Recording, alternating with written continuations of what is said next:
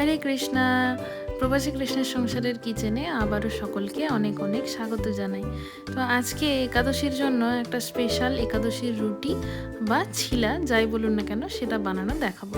তো আমি প্রথমে 1 কাপ কিনোয়াকে ভালো করে ধুয়ে একটু জল দিয়ে 10-15 মিনিটের মতো ভিজিয়ে ঢাকা দিয়ে রেখে দিলাম। 15 মিনিট হয়ে গেছে আর এবার ঢাকা খুলে একটু চেক করে নেব। তো কিনোয়াটা বেশ ভালো মতো ফুলে যাবে আর আমি যতটা জল দিয়ে ভিজিয়ে রেখেছিলাম ঠিক ততটাই জল কিনোয়াটা টেনে নেবে খুব ভালোভাবে। তো জলটার কোনো মাপ নেই, আপনারা আন্দাজ মতো একটু জল দিয়ে ভালো করে কিনোয়াটা ভিজিয়ে রাখলেই হবে। আর যদি জল বেশি দেওয়া হয় কোনো অসুবিধা নেই, কিনোয়াটা ফুলে যাওয়ার পর জলটা একটু ঝরিয়ে নিলেই হবে। তো আমি 1 কাপ কিনোয়াতে মোটামুটি 2 কাপের মতো 2 কাপের একটু বেশি জল আমি ব্যবহার করেছিলাম। আর এখন আমি কিনোয়াটাকে একটা মিক্সার গ্রাইন্ডারের মধ্যে ট্রান্সফার করে নিলাম একটা ফাইন ব্যাটার বানাবো বলে।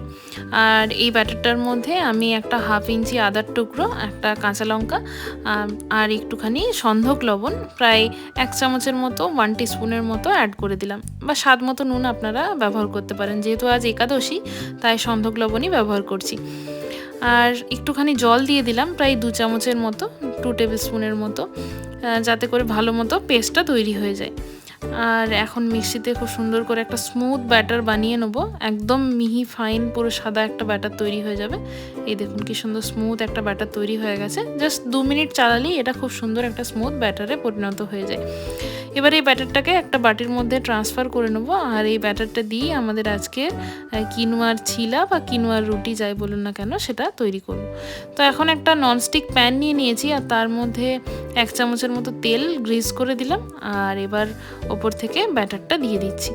তো ননস্টিক প্যানেই এটা করলে ভালো, আর এছাড়াও লোহার তাওয়াতে করা যেতে পারে, তার মধ্যে একটুখানি অয়েল গ্রিস করে, কিন্তু সেই ক্ষেত্রে অনেক সময়তে ব্যাটারটা উঠতে চায় না, একটু সমস্যা করে। তো ননস্টিক প্যান হলেই সবচাইতে ভালো।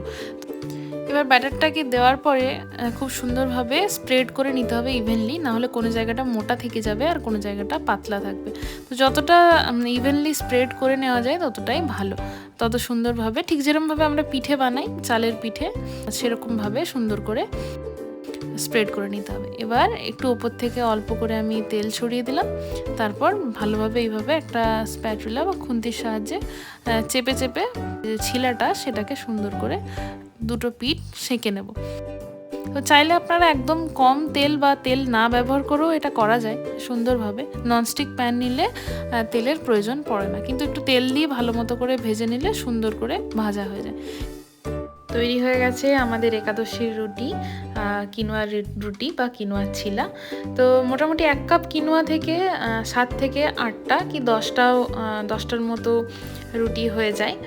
আর এই রুটিটা কেবল একাদশী না, যে কোনো দিনে এটা যারা ওয়েট লস করতে চান বা ডায়েটের জন্য নিতে চান তারা তেল ছাড়া এটাকে কোনো ননস্টিক প্যানে সুন্দরভাবে বানাতে পারেন। খুবই ফিলিং, আর যেহেতু কিনোয়া প্রচণ্ড ফাইবারে পরিপূর্ণ তাই শরীরের জন্য খুব ভালো। তো দেখা হচ্ছে আরও একটা নেক্সট ভিডিওতে। সকলে সুস্থ থাকবেন, ভালো থাকবেন। হরে কৃষ্ণা।